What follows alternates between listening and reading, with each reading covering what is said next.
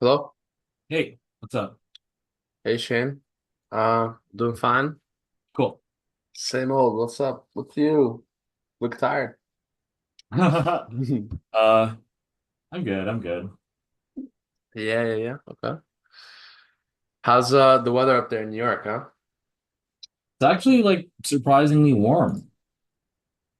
Nice. You like the warm or you like the cold? Warm. Okay. Well, I mean, like what I don't like is, when the sun sets at like 4 p.m. That's very true. Like that's the what I dislike the most. Um, yeah, it sucks, but it is what it is. And yeah, how's it in Miami? Solid. I mean the time change now, it's what you're like saying. It's weird because I'm used to coming out of class. Like I literally just finished class and it's like still bright outside, but now it's dark. Yeah, So yeah, and there yeah. were like savings times at time that ended this past Yeah. weekend. Yeah. Um, Oh yeah, you had a good time with your friends. oh yeah, great time. Did you guys Great like time. celebrate Halloween? We didn't actually. I mean, they landed right when Hmm. like they landed midnight Thursday, Got it. and I had class Friday, so it was like no. But then all of Saturday, I mean, it was a time. I'll put it that way. Got it. Awesome. Yeah. But now we're back to it. Back to it. Hmm. Um, I'm taking my polling tomorrow, so Hmm. yeah. And the reason I'm not doing it Saturday is just because I have like a some mandatory event on Saturday for an organization, but. Is it like that Pan-Slavic club? Oh, no, it's not. It's not. It's like a service event I'm doing through student government. Cool. We're like packaging meals. We're like collaborating with a couple orgs, but yeah, I have to be there. Awesome. All right. Anyways, so today there was just like one passage I think that I Hmm. wanted to make sure we covered. We didn't last time. Hmm. It's like a torque one. So Did yeah, you get let my me share. email about that question? That question? I did. I saw it and I forgot to read over it actually. Yeah. I will read over after this session actually. Yeah. Yep. Um, But all right, yeah. yeah, Me, what problem? let's do it. Okay. Yeah, so I'll read over that after. Okay. So, yeah.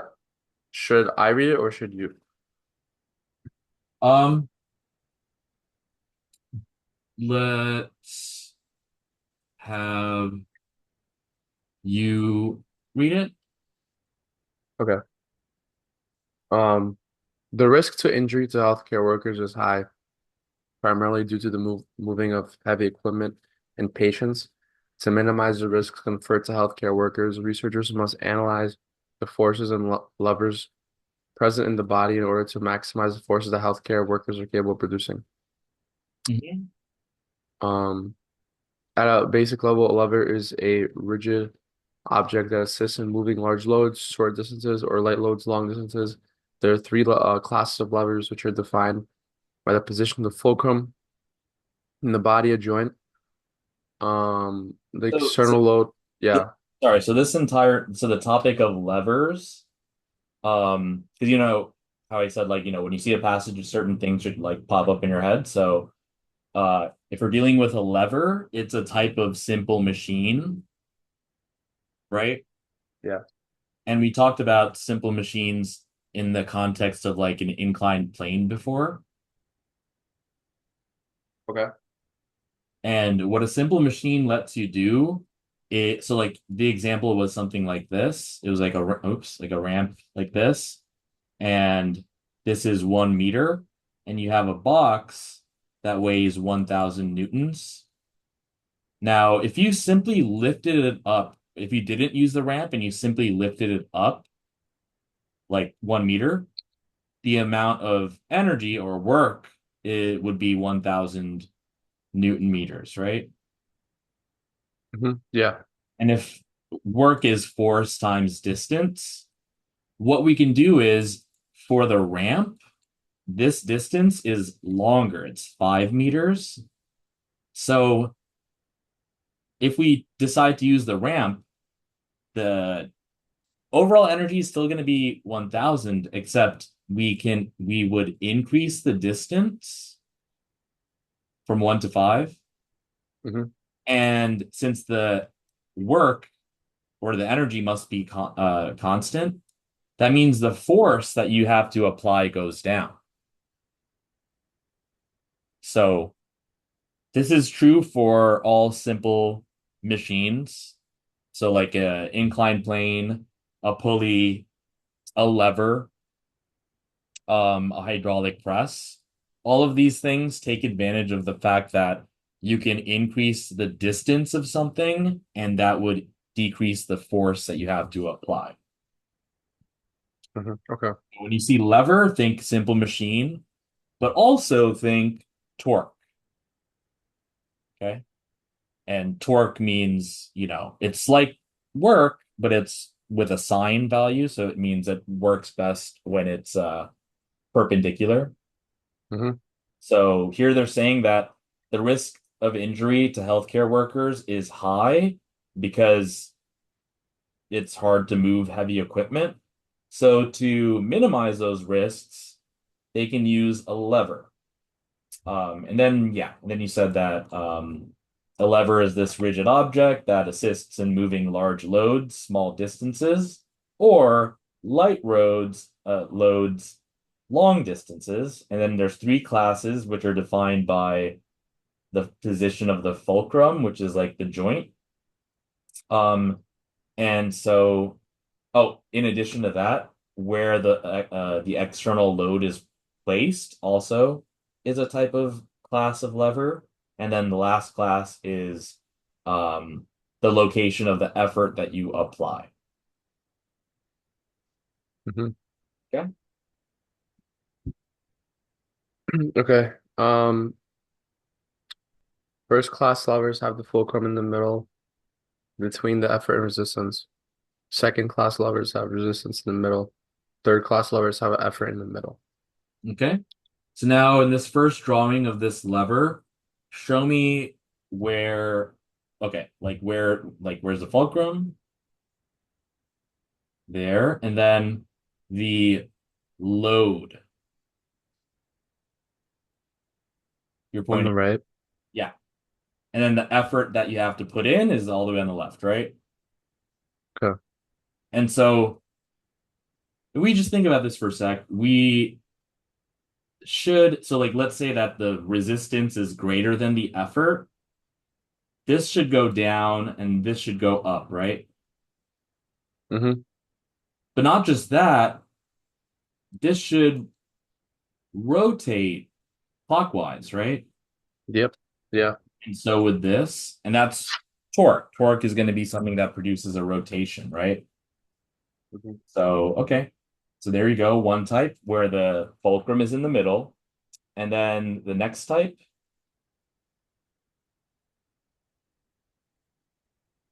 Second class. Mhm. And that's where the resistance is in the middle, right? Like the load. Yeah, but how does that work? Wouldn't it all just go on the left? I Yes. mean, yeah, So I guess it wouldn't. I mean, wouldn't you have to put in more force, like more effort? we might have to. Um, and in order for this to have a motion upwards, we have to pull that effort part upwards hmm to make the load go up. Okay, and then we have the third one where the effort is in the middle and the fulcrum is at the end, but it seems like, it's upside down. And the resistance is all the way on the left going down, and the overall motion is up. So there's that. Or that even, what is motion here? Like of the whole thing? Yeah, yeah. So for instance, if you applied an effort like this here, the motion of like this load should go up, right? Hmm. And over here, the effort is up.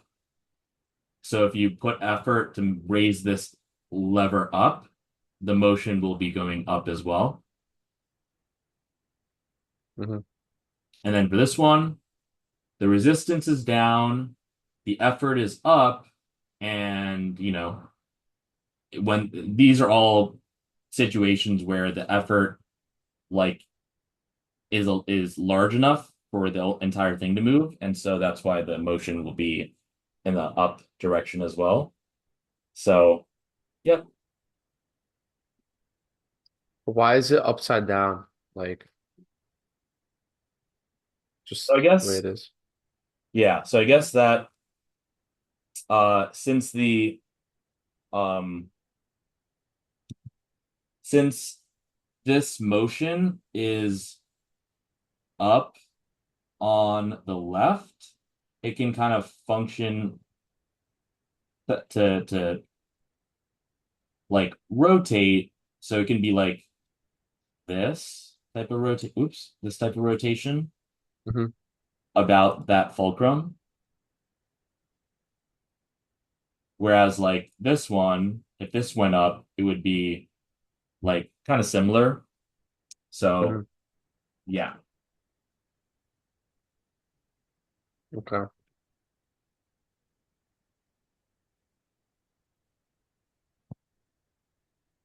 The lower arm is an example of a lever system that is able to produce force on external loads in the hand. Movement of the humerus above the elbow is facilitated by internal forces. The force of tension produced by the bicep on the humerus and external forces, the weight of external objects acting on the hand. If the internal forces exceed the external forces. Okay, wait. Internal forces, force of tension produced by the bicep on the humerus. External Okay. forces, the weight of the.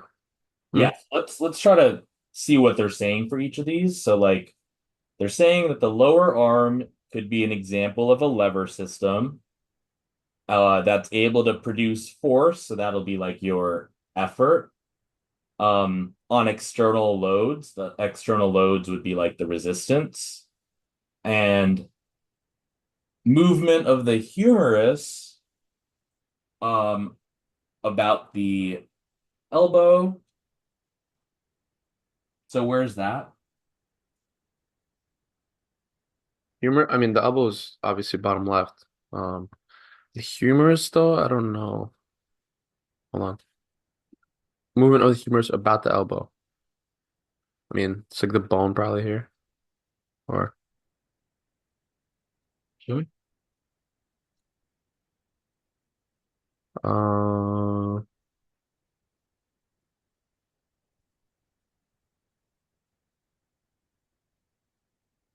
So, maybe here. yep, good. So, um, let's see. Okay, movement of the humerus about the elbow. When they say about the elbow, they really mean that that's like the fulcrum or like the hinge. Because if there's something that has like a hinge, something can, move about it, meaning like around it, kind of. Right. Okay. And so movement of the humerus about the elbow um, is facilitated by internal forces. For example, the force of tension produced by the bicep, which we have like here, um, on the humerus, and external forces, the weight of the external objects acting on the hand. So what can we kind of see here in terms of like, so for instance, in terms of like effort, fulcrum, and the load? Okay, the load is the ball external force. So this should be going downwards, right? Well, yeah. I mean, the fulcrum is what, like probably the elbow corner, like the Mm-hmm. bottom left, and then um,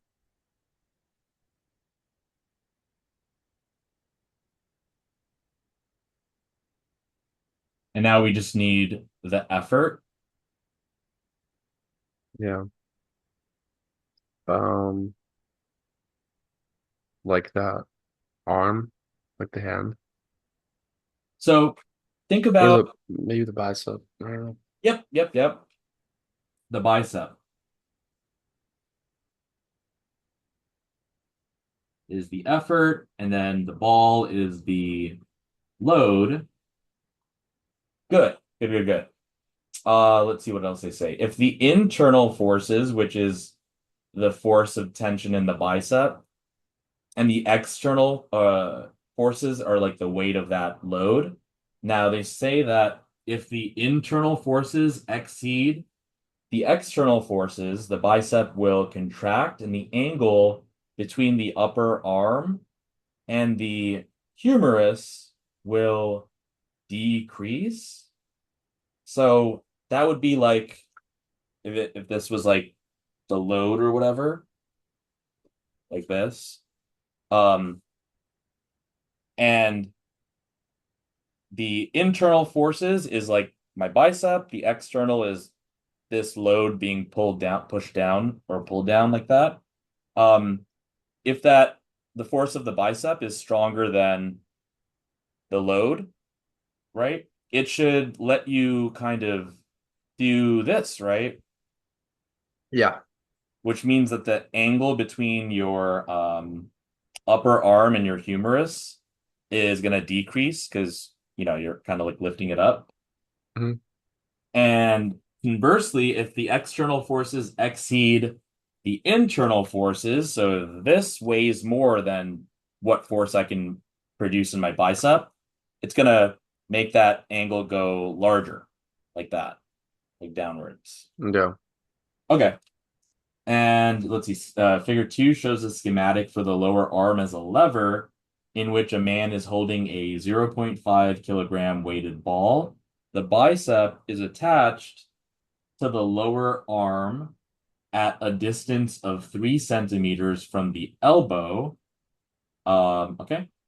So we placed our fulcrum at the elbow. So like 3 centimeters to the right of that will be the bicep where the effort is. And I guess 30 centimeters from the elbow is where the load is. So that would be 27 centimeters from the effort. But yep, that's gonna be for the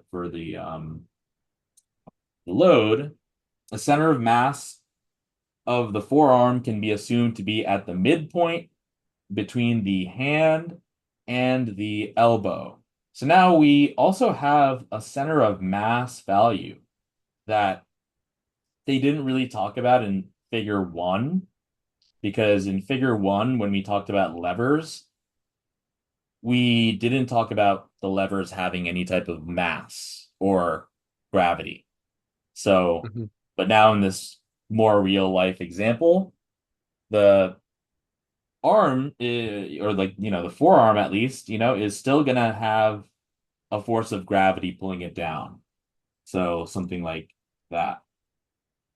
Hmm. Center of mass is right here in the middle, so 15 centimeters from the elbow. So, okay, so we have this kind of system here. And Wait, so what is center of mass exactly?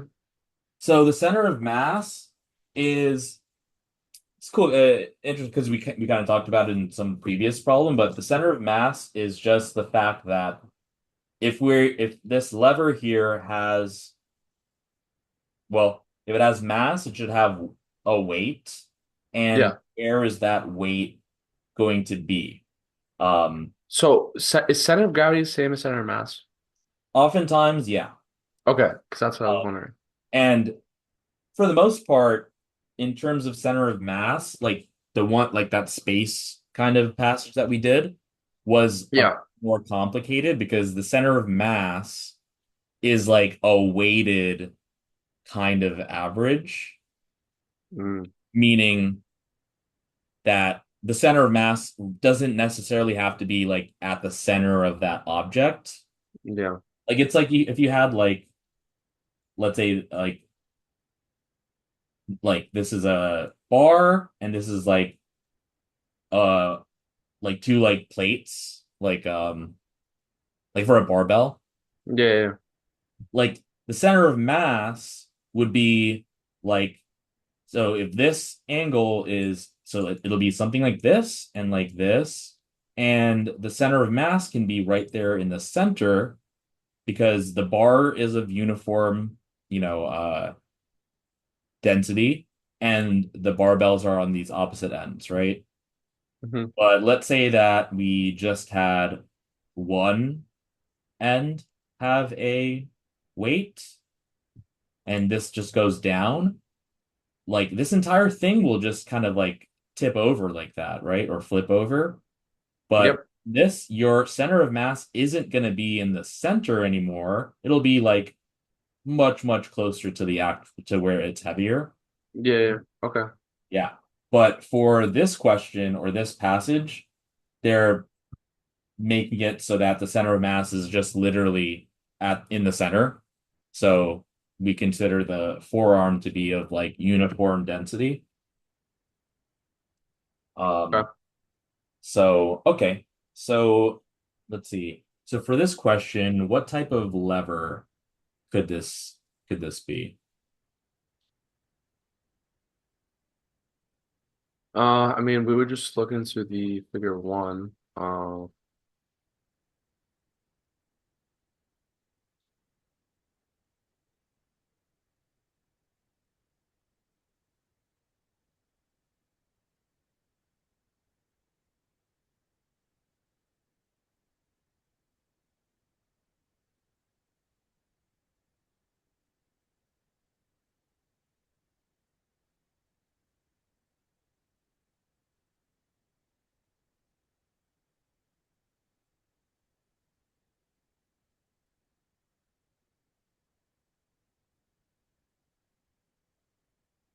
I would think third.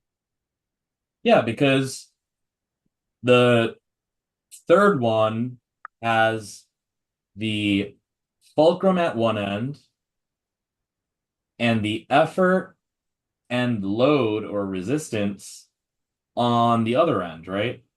Yeah. So, yep, it should be a third order Hmm. one.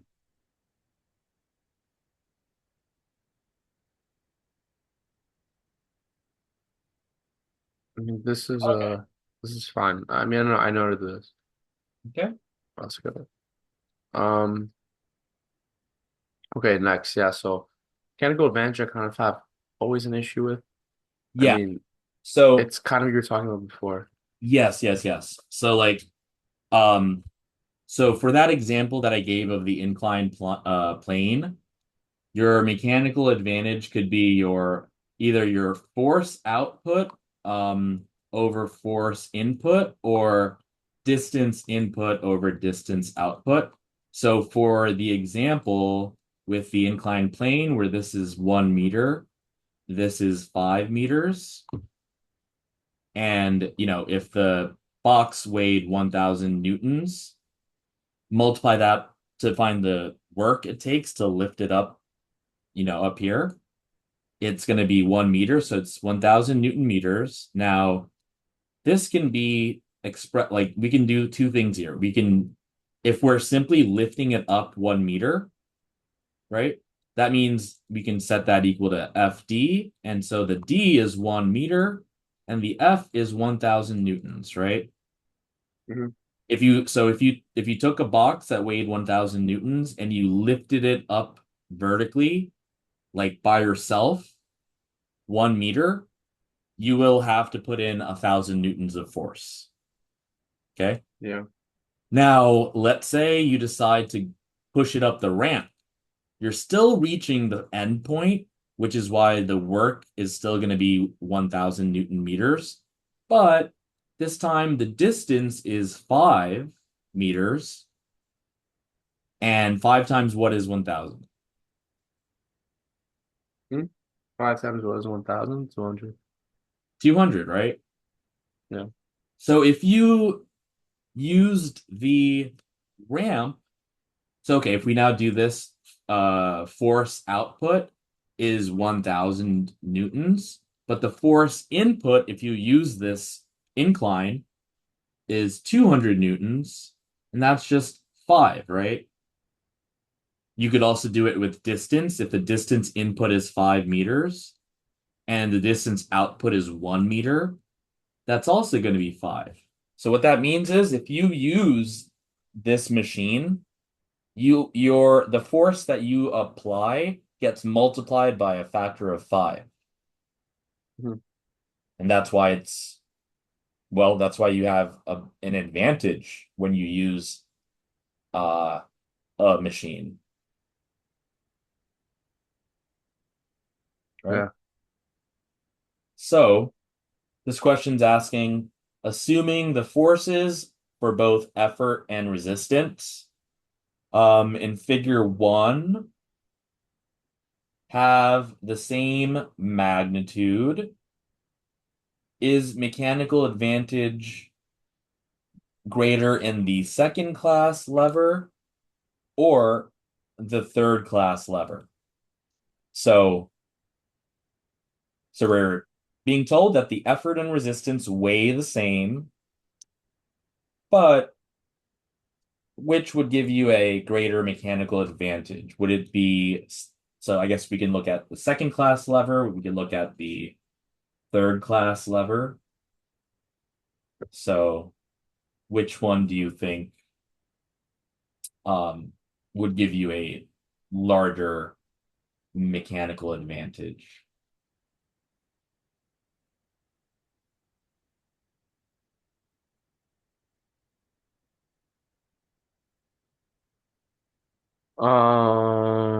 The third one. Or maybe you can like look at the second part of these choices to help. Because usually with choices like this, where it's like an answer and then they Yeah. explain it, um, it could be easier to just look at the second part to see if that explanation makes sense. Because, well, we know mechanical advantage is gonna be based on some of these ratios, right?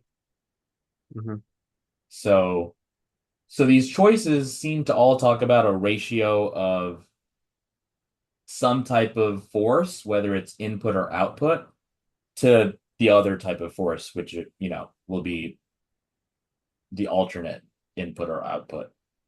So, which would, if you look at this, what would produce the greatest mechanical advantage? What ratio? Um, like output to input. Good. So we could eliminate two choices then, right? B and C. I mean B and D, sorry. Mhm. Good. So we want a greatest ratio of output force to input force, which both A and C have. And now we just have to determine if this is going to be the first class, or sorry, the second class lever, like this one, or this one.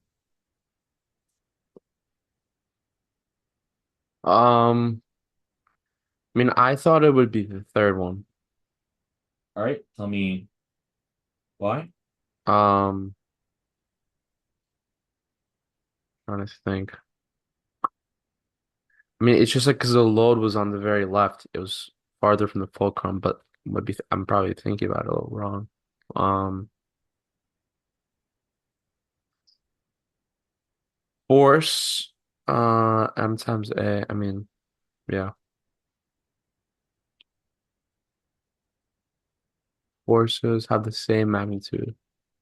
Okay, so yeah, I mean, it'll be based on distance here.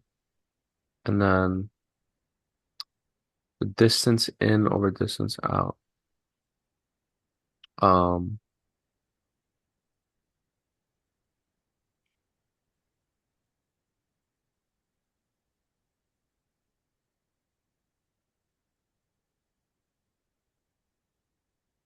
hmm. Yeah, it's just, I don't know, the way I thought about it is like the third one helps you move something over a greater distance. So just mechanically, there's a larger advantage there. Tell me what you said again. Like I thought the third lever basically allows you to move something over a larger distance, so to speak. I mean, because it's like farther from the fulcrum. Like the load is farther from the fulcrum. Okay. So that's why I thought that it might be better. So let's think about this in terms of torque then, right? So for instance, if I just drew a lever here, and I'm just going to put the fulcrum in the middle here, um, and on the right, I'll have the load, like that. And on the left, I will have someone like pressing down on the left side. Now, this, so far we've been doing this with like work, and this is similar to work, except it's a little different because it's using torque. But in order for this, so like, okay, let's say that this load weight is equal to the force that this guy is applying downwards. Yeah, What would happen? nothing. Nothing, right? Now, let's say that the force of the load is larger than the force that this guy is applying. I mean, then it would move right, down right. So this side should go kind of rotate this way. This side should kind of rotate that way, right? Yeah. Okay. Now, let's think why, right? So torque, right? So if this is the distance between the fulcrum and the load, which we can say is R, and this F is the weight of the load here. Maybe I'll write FL kind of like that. The torque on the load, I'm going to use L for that, is equal to the force of the load times that radius or that distance from the load to the fulcrum, right? Mhm. Did Okay. you include the angle here or no? So like torque would have that sine theta term, which really just means that at an angle of 90 degrees, sine of 90 is 1. So since we already are given examples where the forces are perpendicular 90 degrees to the actual lever, then the angle is already taken care of, right? Okay. For work, it's similar, but there's a cosine theta there, and that means that it works best when it's parallel. Yeah. But okay, so we see that there's a torque produced by the weight on the right. And then let's say here is your here on the left, I'll make it lowercase l. And on the left, this torque um, is going to be the force that this guy applies, I'll say is FA, times, and I'll make this RA, right? Oops, RA, right? Yeah. Okay. So in order for this to go in either direction, like in order for let's say that it goes down on the right and up on the left, that means that the torque produced by the load on the right is larger than the torque produced by this person on the left, Yeah. and vice versa. Hmm. So, so now we want to be thinking in terms of torque, right? So for instance, in this um third class lever here, right? You have a torque here where it's the torque of the resistance times this length of, between the resistance and the fulcrum, right? Yeah. And then the effort here is going to produce its own torque, and I'll say force applied, times the distance from the fulcrum. Now, which one, I mean, let's say that, so well, they did say that effort and resistance are the same magnitude. So this and this are going to be equal.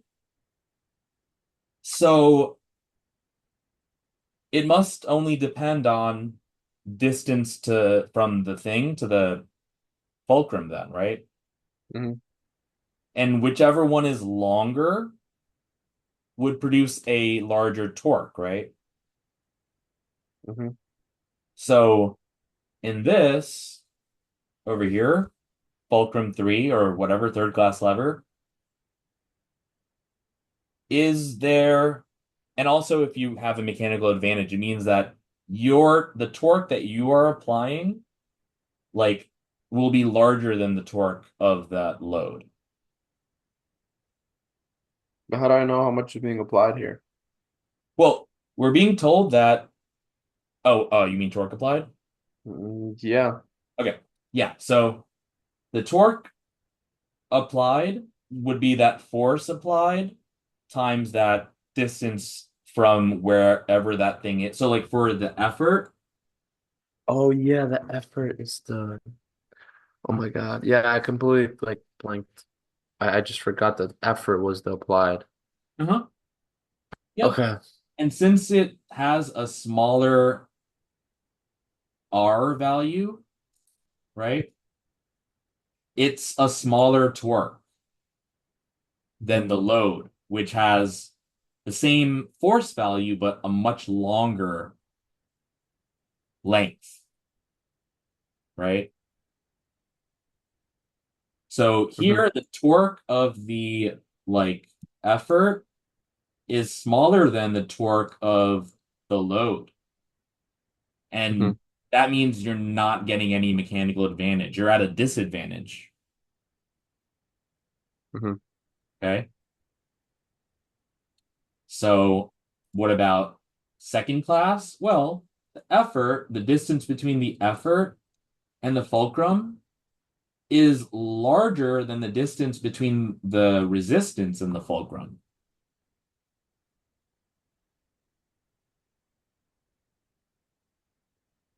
So like for mechanical advantage, the torque applied has to be greater than the torque of the load.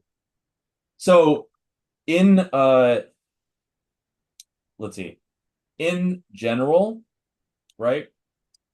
In this case, since they're giving us equivalent amounts of effort and resistance, and yes, what you said is true. In order for it to go rotate in one direction or the other direction, um, is going to be based on the net torque. Um, we want to, in order for us to have a mechanical advantage, we want the torque caused by the effort to be larger than the torque caused by the resistance.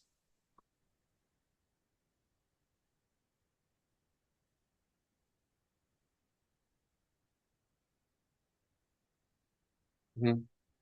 And since they are telling us that the effort force and the resistance force are equal in magnitude, the only thing that will determine what we use will be the distance to the fulcrum.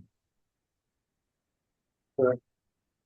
So, have you ever heard of the quote? I think it was Archimedes who said, "Give me a lever long enough and I will be able to lift the earth." Might have heard of that. Yep.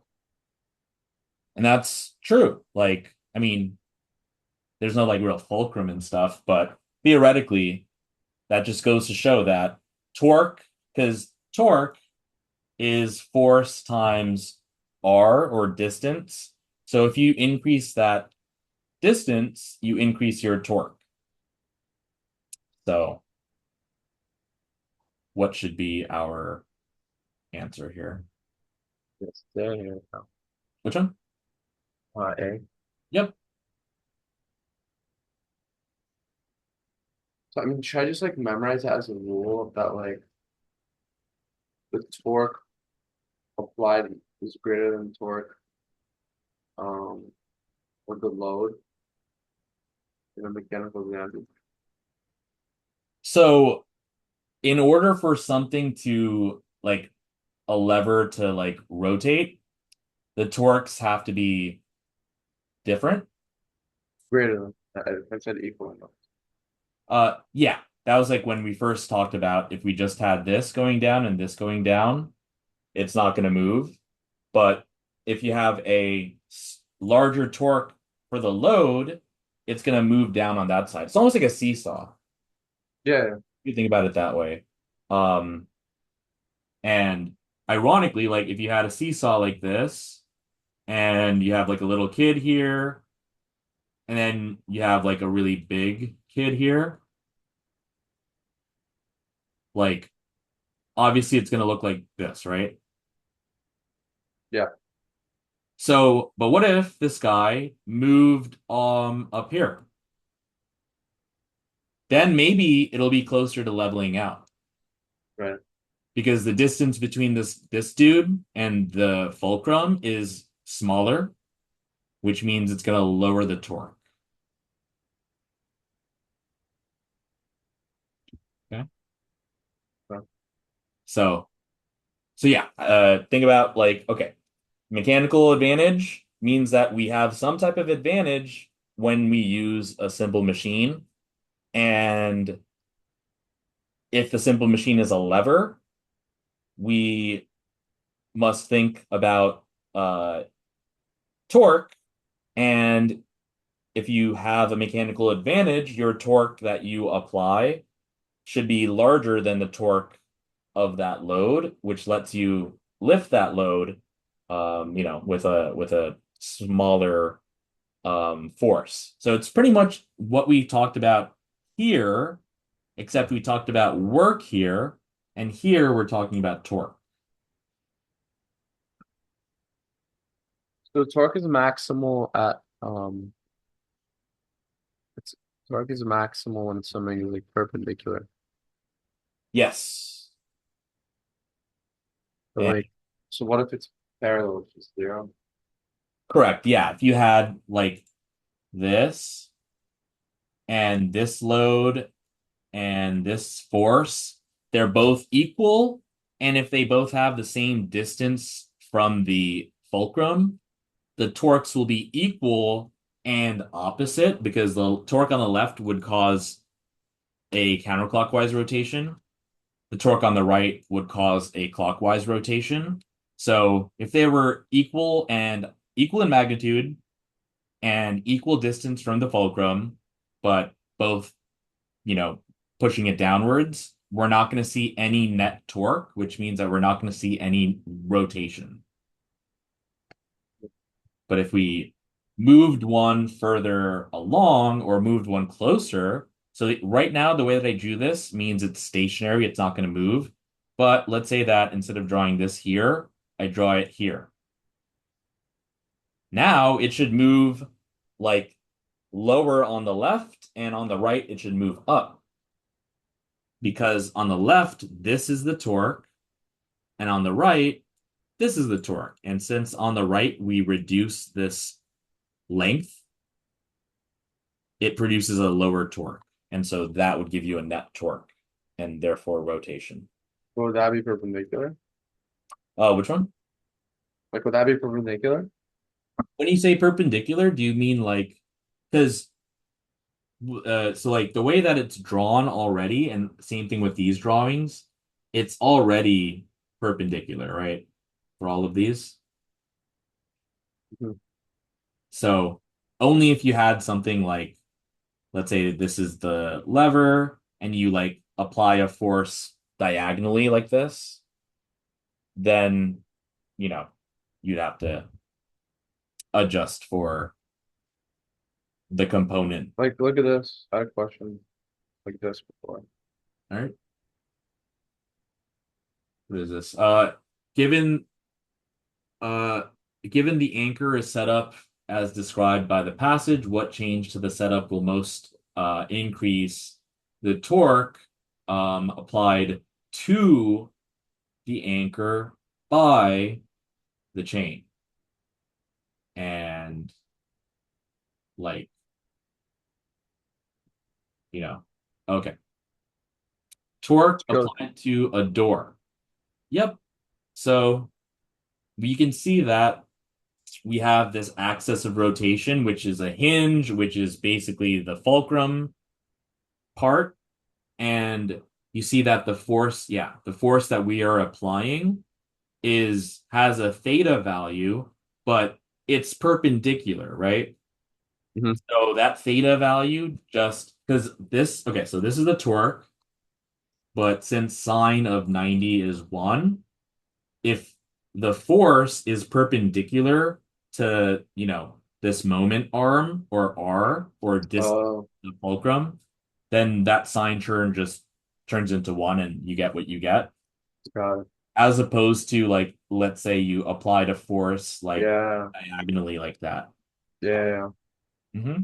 That clarifies the theta actually, Uh-huh. because yeah, I was just so confused. Like, Yep. okay. Yeah. What a time to do this one. A woman holds a ball in her hand in initially the same orientation as shown in figure 2. She flexes her bicep, raising the ball and decreasing the angle between her lower and upper arms to approximately 0 degrees. So she's like brought it up. Yeah. Okay. She then relaxes um her bicep, lowering the ball and increasing the angle to approximately 180. So that's like all the Yep, way yep. down. Yeah. So this woman's doing some full range of motion bicep Yes. over here. Um, when does the ball produce the greatest torque? On the elbow. Okay. So since we're not changing the force or the, weight of the ball, it must be something to do with length, right?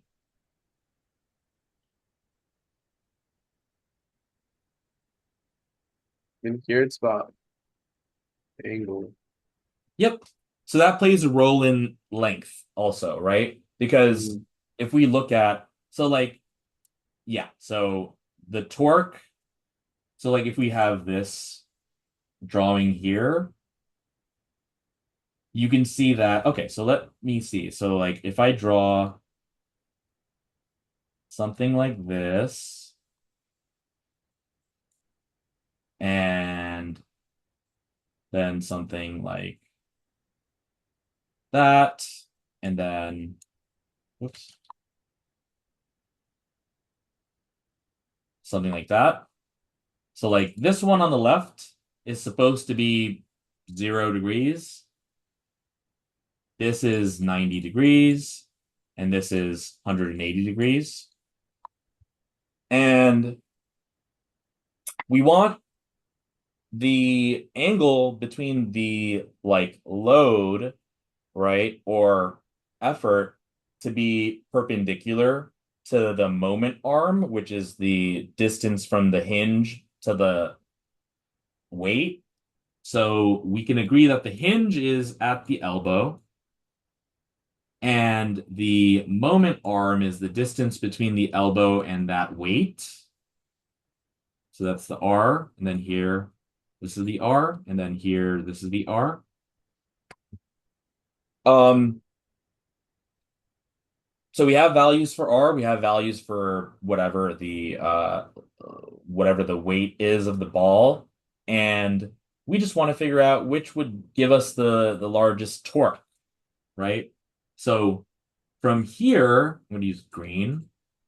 If the so here where it's like you're holding the ball like this, the weight of the ball is always going to go straight down because that's the direction of gravity, right? So that's down from there. This is down from here. And then this is down from here. So we have our force of gravity of the ball, and we have our distance or moment arm, which is R. And in order for torque to happen, the angle between the force or, of that ball or effort should be perpendicular to that moment arm, right? Okay. Because, so like, for instance, this one here, it'll be F R sine theta, but the angle is 0. And sine of 0 is 0, right? Will the answer here just be C? Hmm. Yeah. Because sine of 0 is 0. So if the angle is 0 degrees, torque is 0. And then if it's 180 degrees, it'll also be 0 because it's just anti-parallel. Yeah. So that one made sense. Yes, yes, yes. Okay. All right. Let's see. Suppose that the mass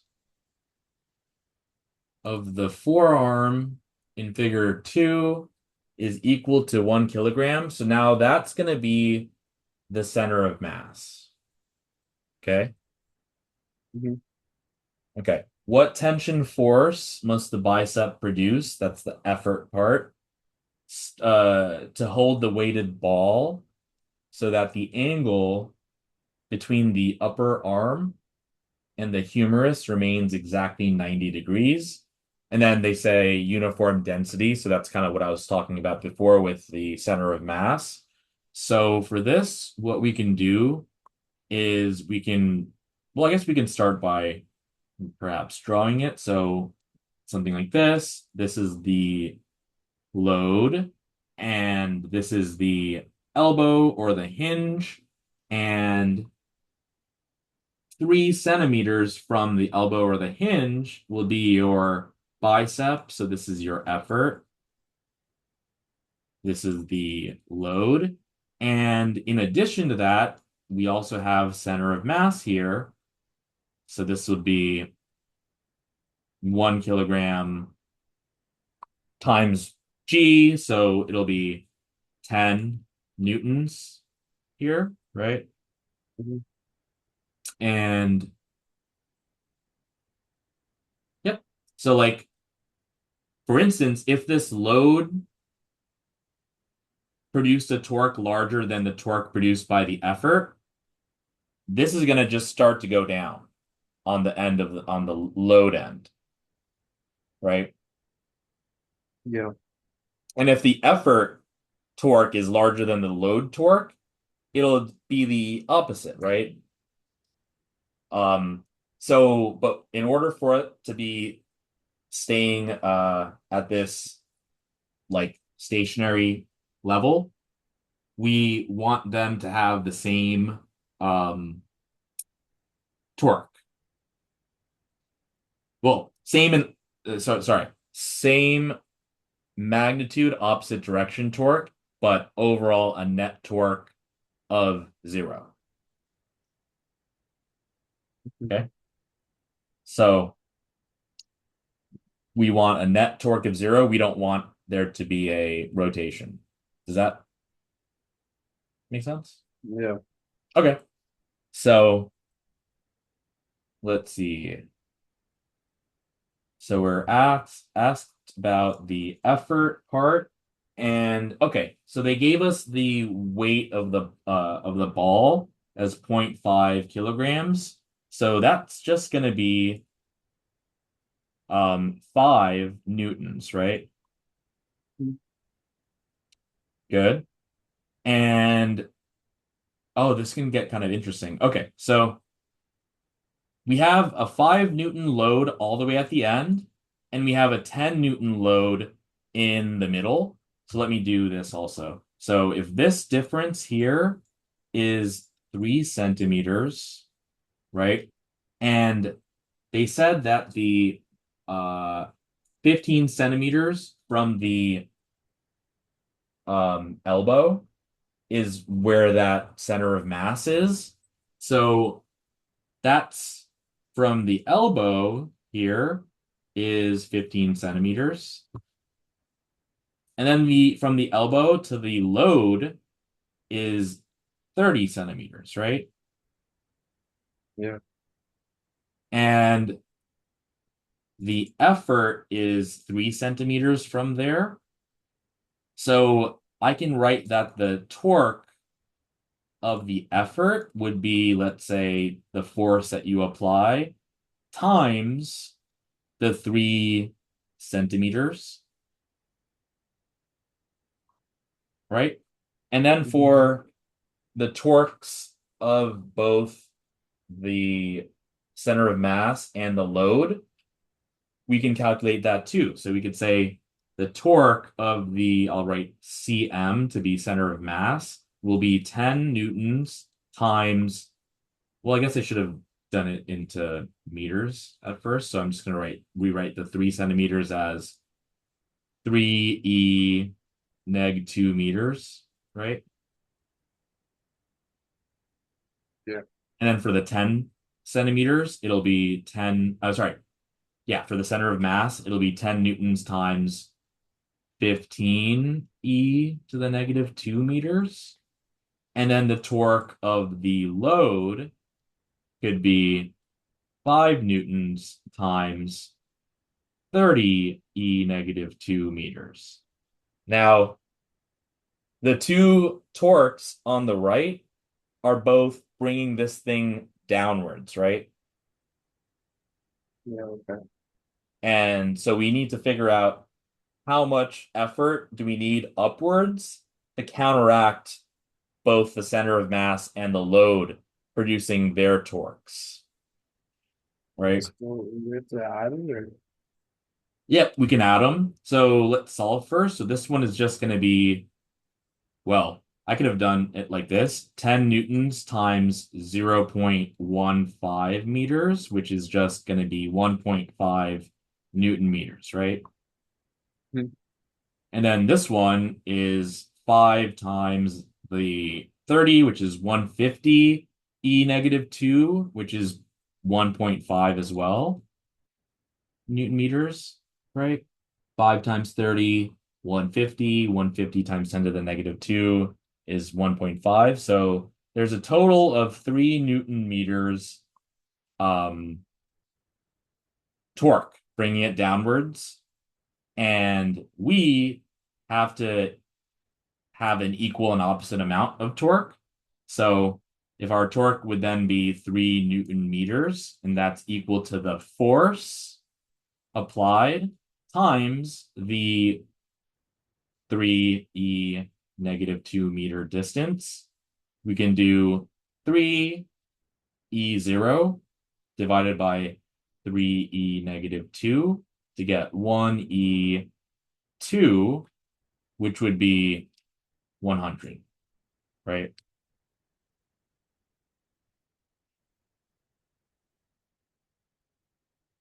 Yeah. Okay. So,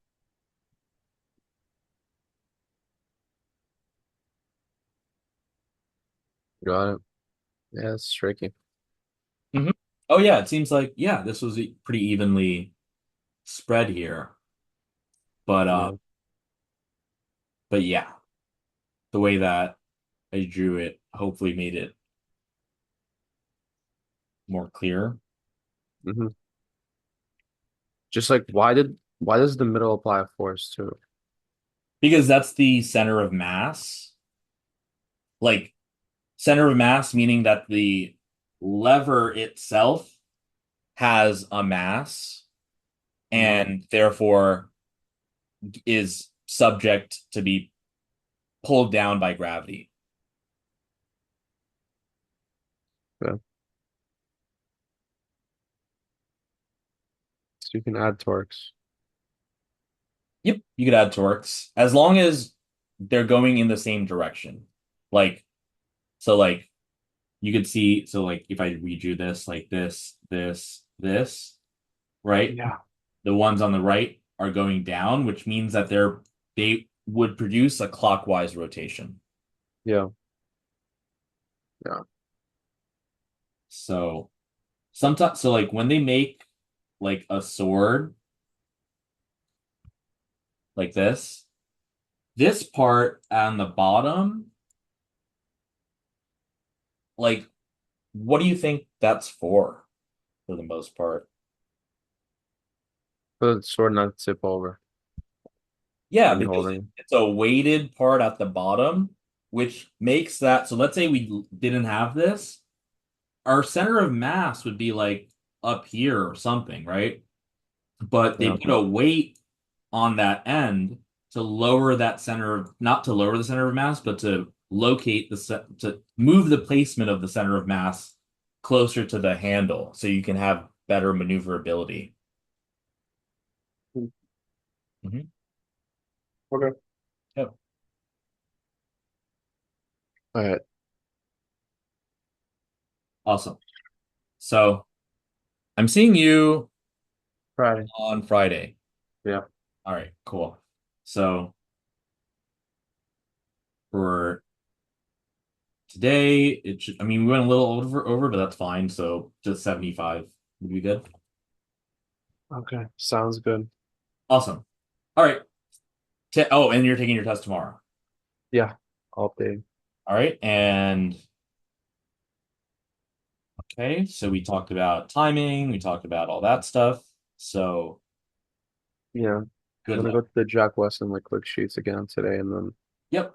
maybe just through some like high yield stuff. I'm gonna watch like a video 2 hours, but Yeah, and maybe you can practice if you want like brain dumping stuff yeah, on the scrap sheet. I've been doing that. Awesome. I've been doing that, yeah. Awesome. And you said that you're going to take an AMC one or a blueprint one? I'm Or gonna take a blueprint one, the okay, Pulleys 6. got it. Well, good luck. All right, and I will see you on Friday, okay? Thank you. Okay.